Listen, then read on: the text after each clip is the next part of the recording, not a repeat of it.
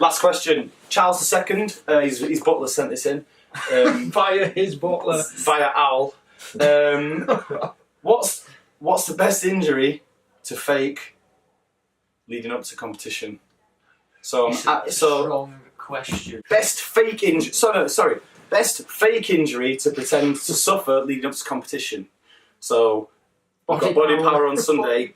Charles is terrified. Phil's here ready to tag in last second, next minute. What body part will Charles say is ruined so that he can't come? What did he say last time? His knee?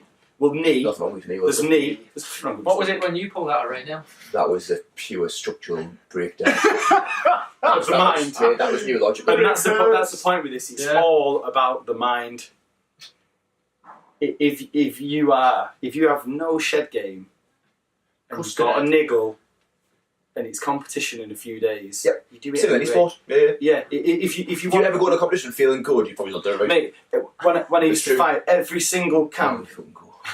Sorry. You'd never. You mentioned fighting before I mentioned the army. That's ridiculous. Oh. I'm going to mention the army. That's it. Fuck you. Did I mention I used to do a bit of MMA? Yeah. You see my scar on my leg?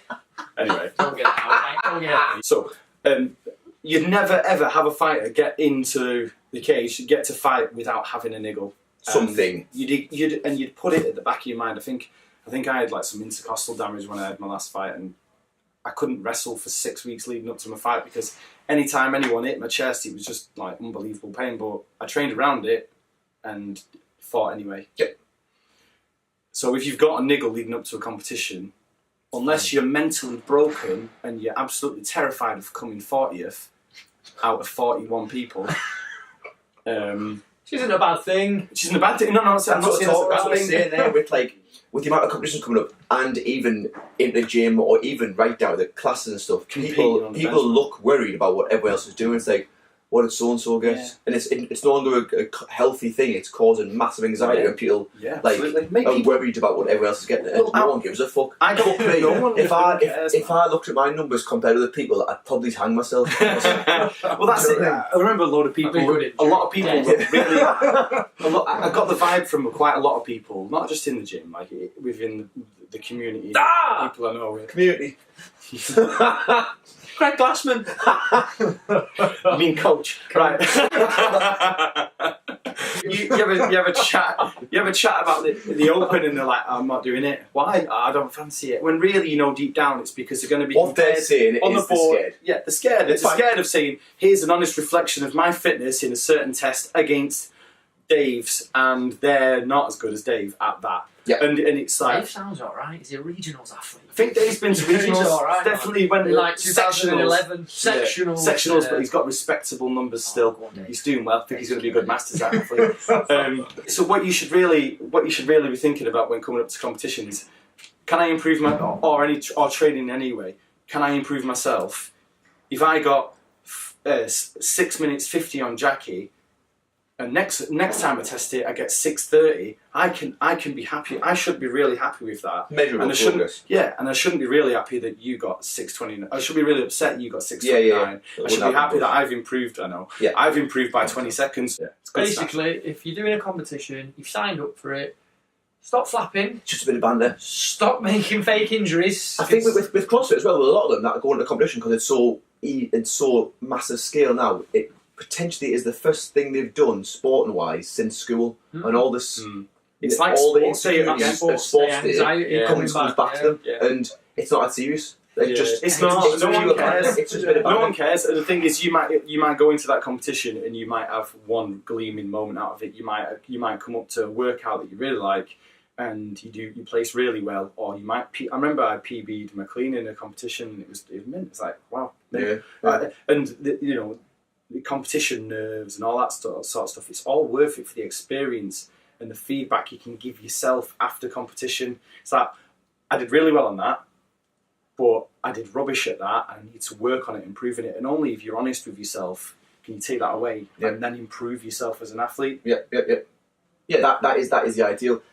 Behind the scenes, I think what you see on every kind of social media is not what you're getting. You've got to, the top ones, they are racked with horrendous anxiety. Like, they cannot like perform without a certain level of stress. Like they won't be good enough. That's how they operate. Like that's how in CrossFit. That's how they operate. You can't go into a high stress sort of sporting situation without nerves. Yeah. I don't know anyone. I've never met anyone who's just gone in like, yeah, I'm fine. I've never met any fighter, any football player, any athlete who's gone in like, I'm absolutely fine. Yeah. You're not.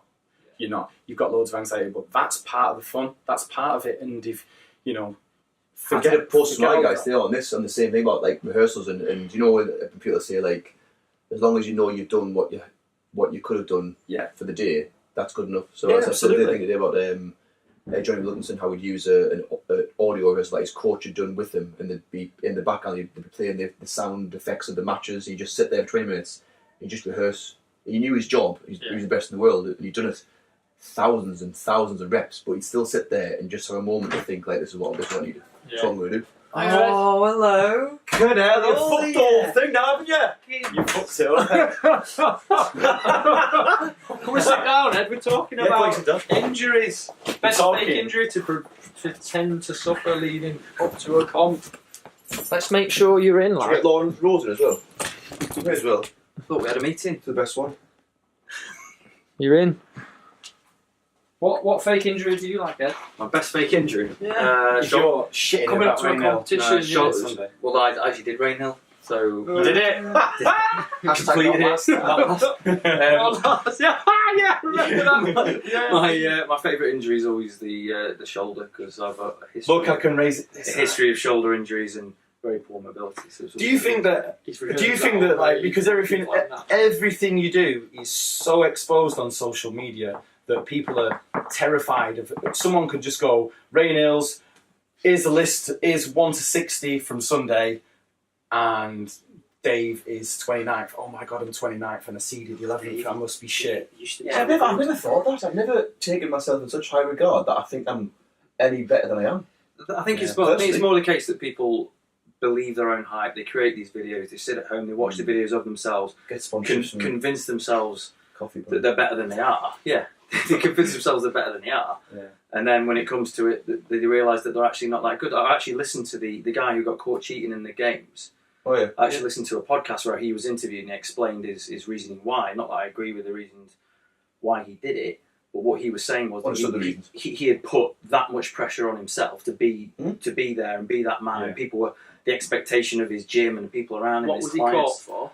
Was he the one who looked at the video? Was that him? Yeah. Oh right, yeah. So he basically said he put that much pressure and expectation on himself and the sort of belief of the people around him that he felt that he had to cheat to get there. He's not saying, I'm not condoning what he did, and he's not justifying it, but what he actually said was that it was the only way he could see out of the hole that he dug himself. And I think equally these Instagram heroes and the Facebook heroes or social media people, they ascend themselves to a pedestal that they're not really comfortable or should be on. And rather than let everybody down or damage their ego, they fucking, I've got a bone in my arm, I've hurt my elbow. I think it's just in CrossFit. That I never had. I played rugby with a guy, and I don't think he ever lasted more than... rugby? I don't know. I don't think that I did. Actually semi-pro. There's this guy I played with. I don't say I'm recruiting like you. He never lasted more than 5 minutes a game because it was an international team that I played for, like more made up of expats. And he used to go on about how great he was in the pub. Every time we get on the field, something would go wrong. He'd have one hit off somebody, and that'd be it. Arm concussed, and he'd go off the field. And I never saw him touch a ball, do a tackle, or anything. And again, the same thing. I think he just built himself up, talked the beer talk in the club and that, and he just couldn't follow it through. So I do think it applies to everything. Good point. Even at work, the same at work. Like in the day-to-day job, I work with people who, they talk the best game in the world or name drop who they know and these designers and that designer and all this, and they sound like they really know what they're talking about. And actually, they don't fuck all. Yeah. It's just a facade. Just chatting macca, isn't it? Yeah, it's basically it's all down to one big thing, and that's fucking ego. Yeah. You're doing yourself a disservice though, because the only way you actually have a true reflection of where you're at as an athlete is if you go and do a competition, and regardless of what how much you snatch and what you put on Instagram, there's loads of other people who are capable of that as well. So it's just the same. Weightlifting's a big one now because of CrossFit and weightlifting getting really big as well. You see people, you start enjoying weightlifting, you look at your numbers and you look at like a 46 kilo Chinese woman that does what you do.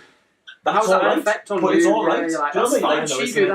I don't care. I'm really bad. Yeah. I don't like. I never look at. I enjoy playing rugby, but I never look at the international and think, "Fuck, I'm never going to get their size." I'm going to stop playing. It's like I'm going to fake an injury, so I never ever have the There's opportunity. 7 billion people on the planet. There are a few. There's going to be a few who are fucking better than you are. Always. There's always a bigger fish. Maybe not me. No, not you. You're fucking gleaming. Most of But people. there's going to be a 50 kilo chick from Korea who Yeah. snatches 30 kilos more than you. Not is. There is. No, sorry, there is. There is. There's loads. I've seen them on hook grip. See him in slow motion. So for Charles II, via his butler, best fake injury, Anxiety. PTSD. PTSD is a good He one. was in the army. No. These are real injuries. You've just named a real injury. Yeah. That's Don't we offend know it's shoulder, and then in brackets, mental strength of a small girl. Heart of a sparrow. Heart of a sparrow, yeah. P-heart, P heart.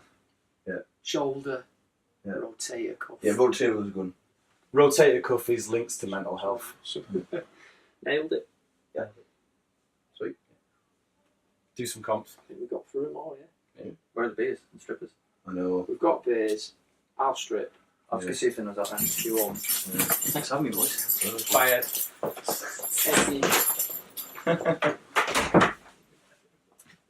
Done? Okay. Are we happy with that? We're gonna have to Should we make an sign outro? off. Yeah. Have we quite finished? So, we've covered quite a lot there. Steroid use in general, injuries, functional load for feedback, Mental strength, competing, anxiety. witness work. From right position. Smashed it. Hopefully that's helpful. Give us some feedback too, like if we just do we answer the question, do we answer the way you wanted to? If we didn't, then make it more specific, or yeah, we'll make it more specific.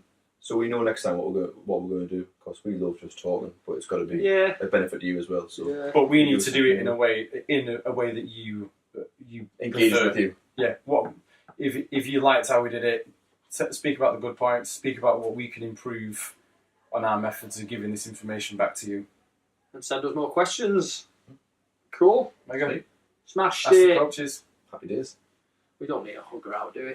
Not again. Not high five. Do you want a hug? Wait, no. I think we should gingerly touch our tips. Gingerly. Class. Let us gingerly touch